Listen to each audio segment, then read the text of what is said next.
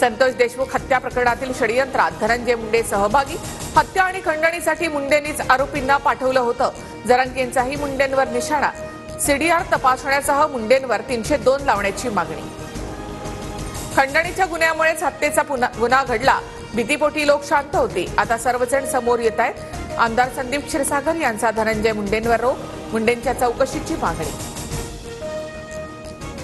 धनंजय मुंडेंच्या दबावामुळे तपासावर परिणाम होत असेल तर प्रशासन जबाबदार. धनंजय देशमुखांचं वक्तव्य. दमानिया आणि धस यांनी केलेल्या आरोपांची चौकशी करण्याची मागणी.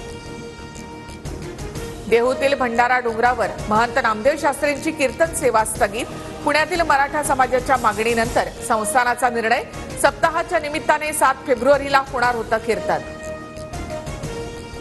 कथित खिचडी घोटाळा प्रकरणात ठाकरेंचे निकटवर्तीय सूरज चव्हाण यांची तुरुंगातून सुटका. 1 लाखाच्या रोख मुचलक्यावर जामीन मंजूर. उद्या पत्रकार परिषद घेऊन आरोपांवर उत्तर देणार.